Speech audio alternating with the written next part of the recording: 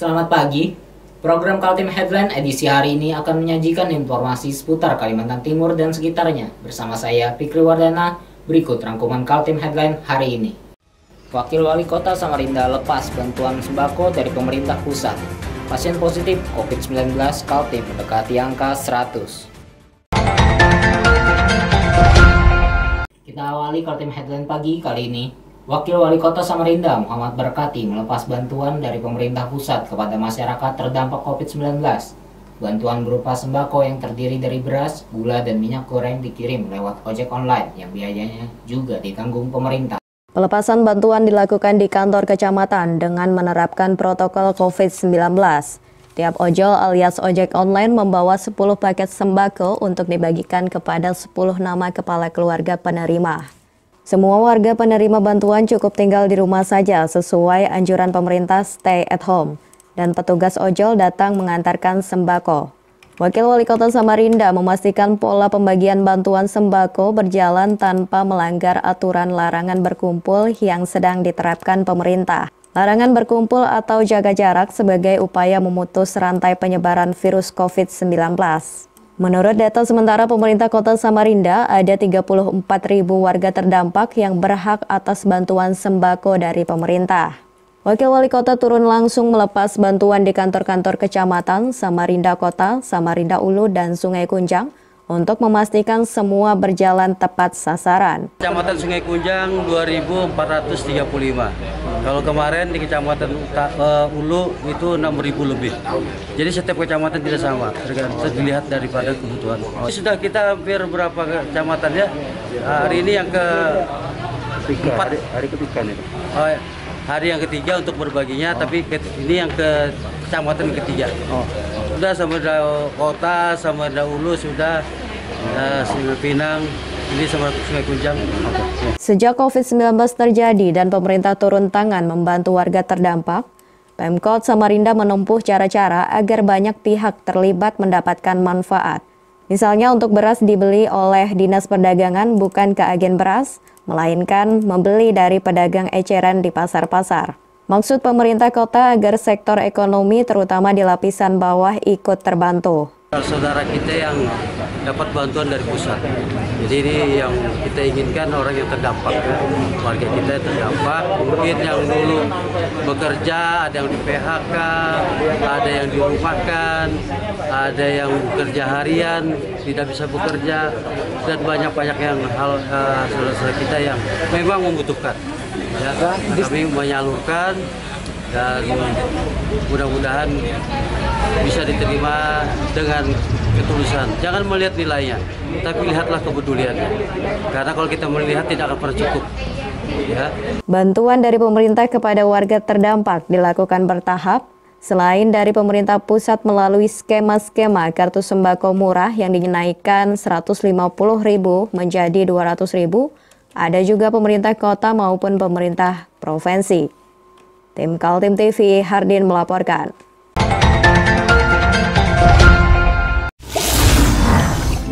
Assalamualaikum warahmatullahi wabarakatuh.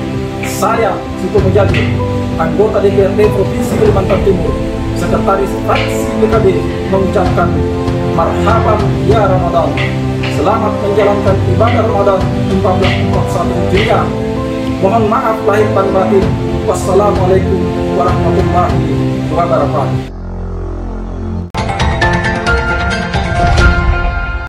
Berita selanjutnya, Pemprov Kaltim telah mengkonsultasikan adanya gagal anggaran pada APBD tahun 2020. Badan Anggaran Eksekutif dan Legislatif sudah bertemu dan melakukan pembahasan dengan hasil adanya persetujuan APBD turun hingga 3 triliun rupiah. Inilah yang sedang terjadi di negeri kita. Pandemi COVID-19 berefek domino terhadap politik anggaran di negeri ini. Mulai dari pemerintah pusat yang telah mengubah APBN untuk penanggulangan virus corona hingga berdampak pada APBD di seluruh Indonesia. Di Kalimantan Timur, anggaran khusus refocusing untuk COVID-19 sekitar 388,8 miliar saja. Tapi, dampak yang terjadi pada APBD Kaltim jauh di atas kebutuhan tersebut. Wakil Ketua DPRD Kaltim Andi Harun mengatakan, baru saja dibahas bersama tahun 2020, Kaltim mengalami gagal anggaran. sehingga APBD akan terkoreksi hingga 3 triliun berkurang. Realokasi anggaran yang dilakukan pemerintah per hari ini telah dilakukan optimasi sampai pada APBD kita itu untuk sementara ini ya diperkirakan akan berkurang kurang lebih 3 triliun. Jadi dari 11 triliun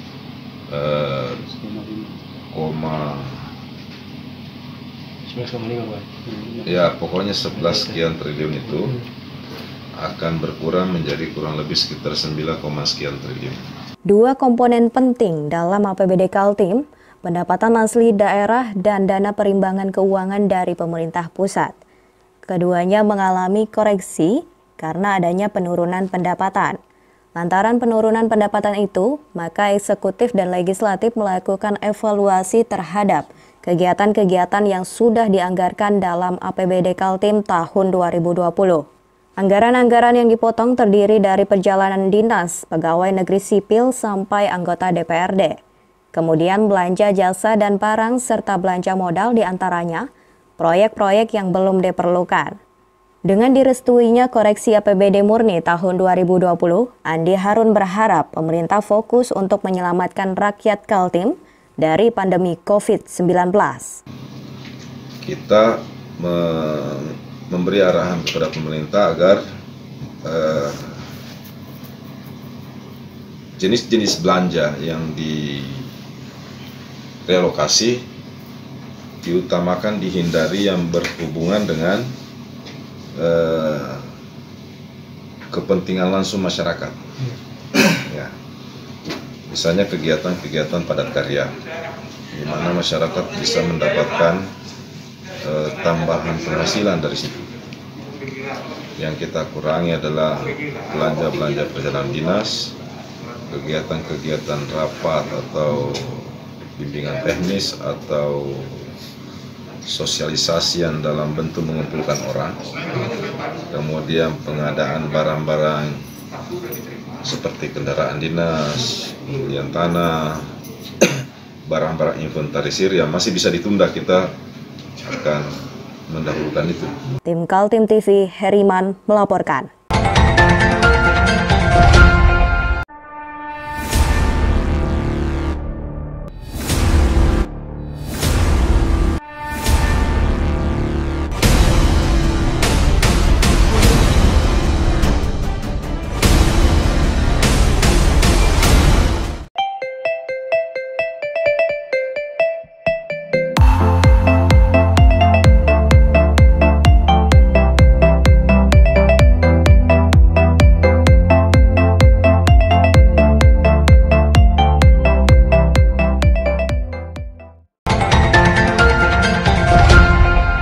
Porak-porandanya ekonomi akibat COVID-19 dianggap wajar oleh anggota DPRD Kaltim, Jawad Sirajudin. Dalam kondisi krisis saat ini, yang perlu dilakukan bersama-sama adalah bagaimana menyelamatkan nyawa manusia, termasuk bagaimana membangkitkan kembali ekonomi masyarakat yang jatuh tidak berdaya.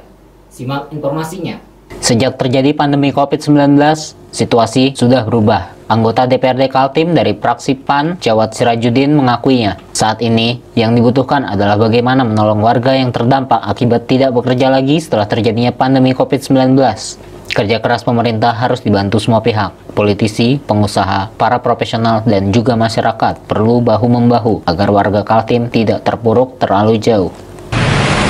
Setelah pasca COVID ini atau COVID-19, maka akan sangat berdampak, khususnya dalam artian ekonomi, baik ekonomi mikro, makro, ini semua dan termasuk yang namanya tenaga kerja.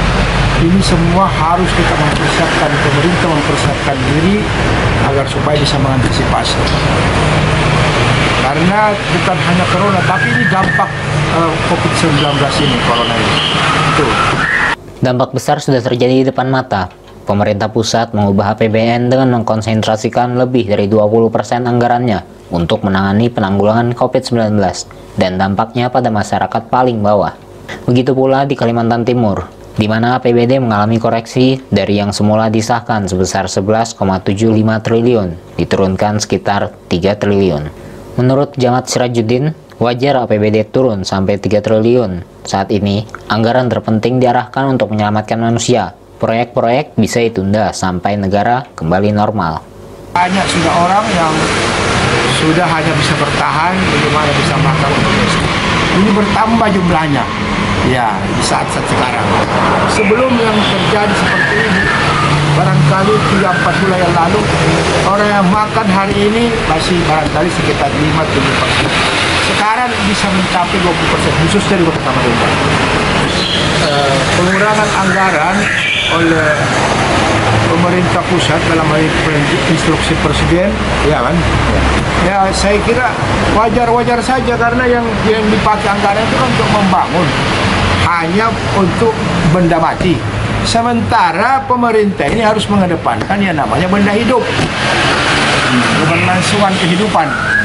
Wajar saja itu kalau itu dialihkan. Kaltim TV, Hardin melaporkan.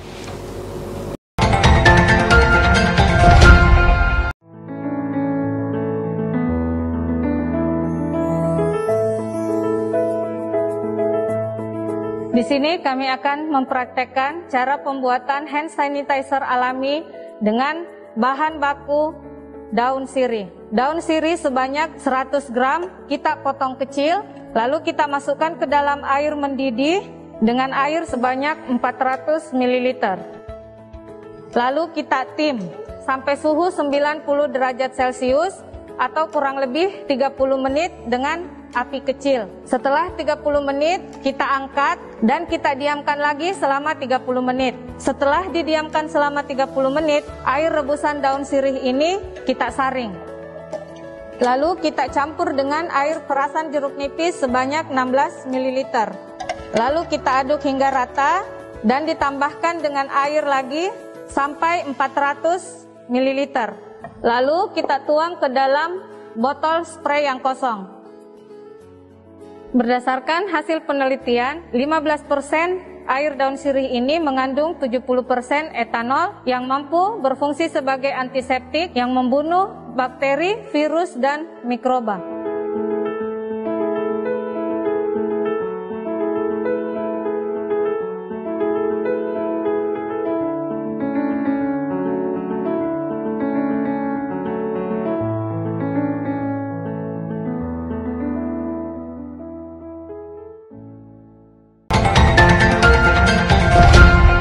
Pasien positif terpapar virus corona di Kalimantan Timur mendekati 100 orang. Tepatnya per hari Sabtu 25 April, ada 97 yang dinyatakan positif dan 181 orang lagi berada dalam ruangan karantina, menunggu dengan kecemasan hasil swab laboratorium di Surabaya.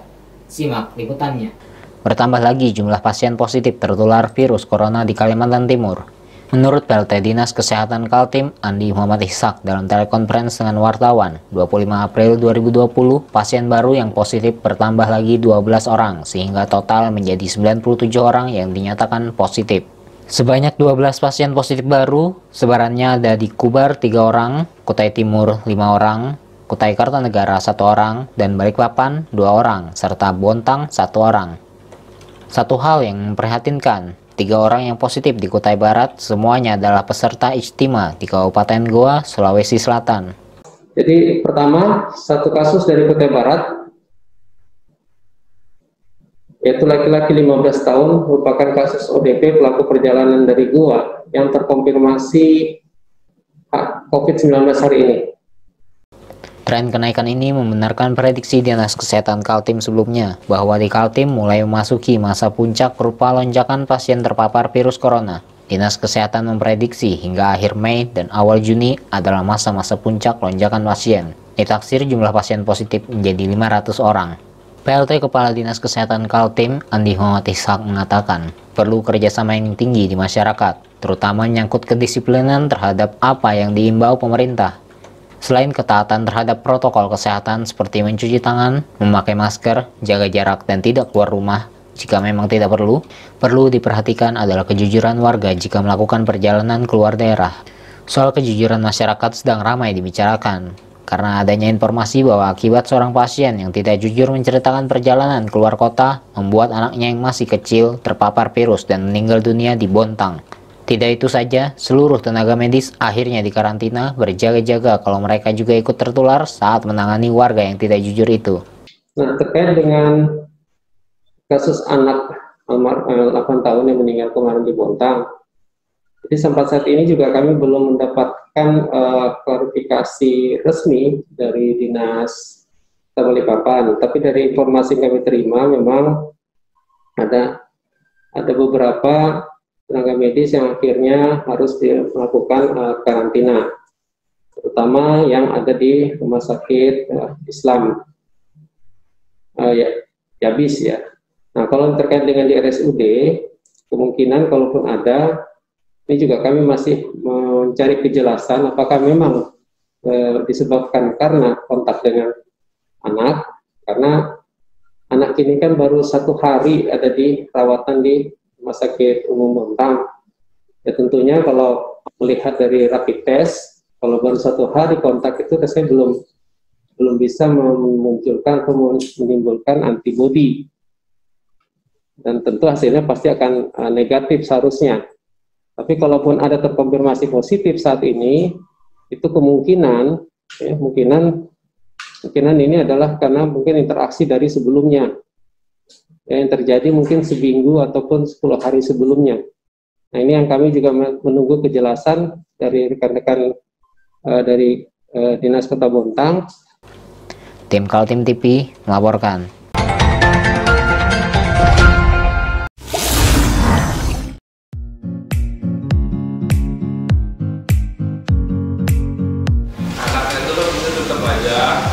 Cara mudah beriklan digital di Kaltim TV.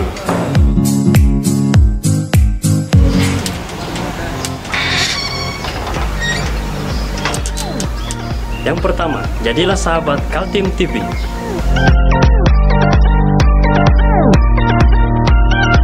Dengan Rp1.000.000, para sahabat mendapat 20 kali tayang di slot berita kamu.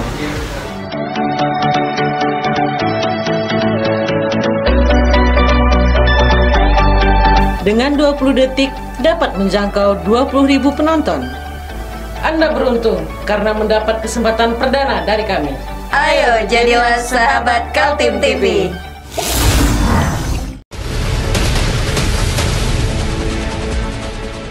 Mari kita memerangi virus corona dengan mematuhi imbauan pemerintah. Stay at home.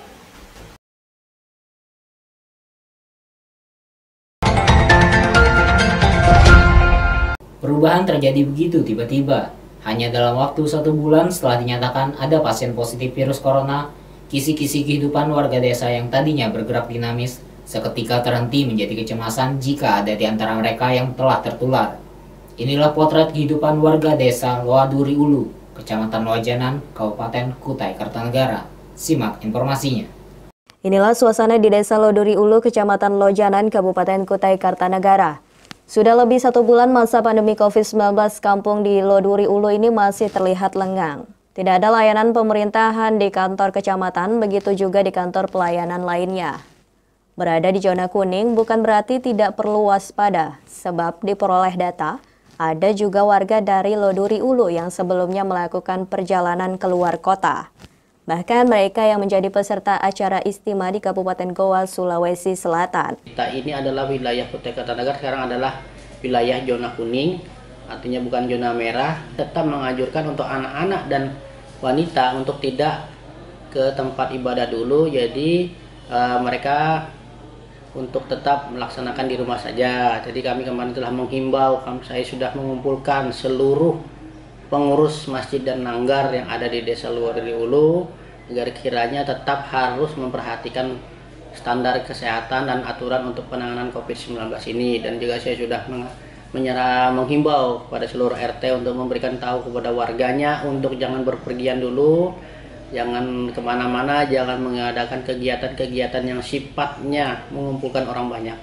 Seperti diketahui, acara istimewa Kabupaten Goa ditetapkan sebagai salah satu klaster penyebaran virus corona. Sudah puluhan pesertanya di Kalimantan Timur dinyatakan menjadi pasien positif terpapar virus corona. Saat ini kami telah membentuk tim relawan desa yang tugasnya saat ini mendata warga yang datang keluar masuk di wilayah kami. Saat ini kemarin ada 3 orang yang dari klaster Goa yang datang, yang ikut kegiatan istimewa ulama di Goa. Kemarin sudah kami data, dan seluruh warga yang kemarin ada juga anak-anaknya yang sekolah di Pulau Jawa datang, kami data, dan kemarin juga sudah kami antarkan ke karantina yang difasilitasi oleh kabupaten. Semua tampak masih aman-aman saja. Kehidupan ekonomi juga tetap berjalan walau diakui sejumlah pedagang mengalami penurunan pendapatan. Para pedagang sayuran dan pedagang ikan di Pasar Geret, Loduri Ulu mengaku masa pandemi COVID-19 ini membuat orang takut keluar rumah untuk belanja. Akibatnya penjualan mereka turun hingga 50%. Selama corona memang menurun. Banyak orang banyak orang nggak keluar gitu loh. Sangat terganggu sih. Jadi hasilnya jauh sekali Pak ya? Oh, jauh sekali. Banyak 50%. Wah, jauh beda sebelumnya Bu Bos. Kemarin jual kaleng tahu, sekarang paling 10 bungkus. Minimnya sudah itu. Desa Loduri Ulu adalah salah satu dari 8 desa di Kecamatan Lojanan, Kabupaten Kutai Kartanegara. Menurut Camat Lojanan, saat ditemui Kaltim TV di kantornya, dampak dari pandemi COVID-19 menimpa seluruh masyarakat desa mereka. Karena kita tahu bahwa wilayah Kecamatan Lojanan ini adalah merupakan pintu gerbang masuknya orang dan barang. Sehingga dengan adanya anjuran pemerintah untuk tidak melakukan kegiatan berkumpul, termasuk membatasi pergerakan masyarakat di dalam sektor perekonomian, maka tentunya dampaknya pasti akan berdampak kepada masyarakat.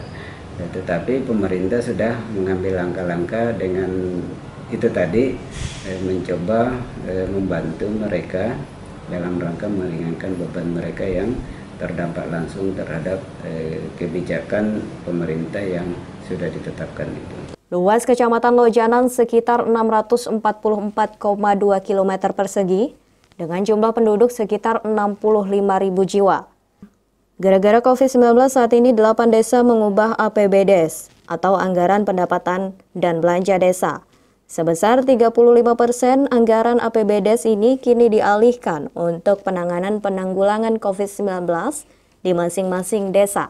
Nah, untuk anggaran di desa itu ada beberapa perubahan yang digeser untuk kegiatan penanganan virus COVID-19.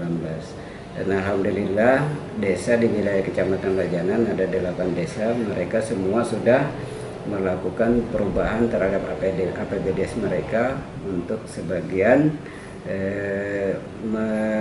menunda kegiatan-kegiatan yang tidak terlalu prioritas. Semua bergerak melawan COVID-19.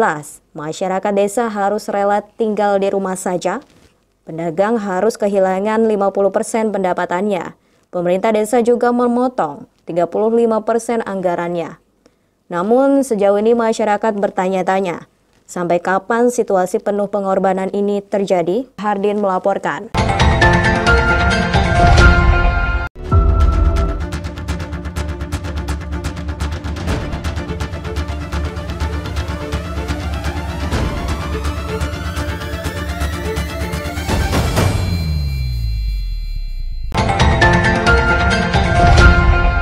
Informasi tadi menutup jumpa kita dalam Kaltim Headline pagi hari ini. Jangan lupa untuk terus mengikuti channel YouTube dan fanpage Facebook Kaltim TV. Saya Fikri Wardana bersama kerabat kerja yang bertugas pamit undur diri.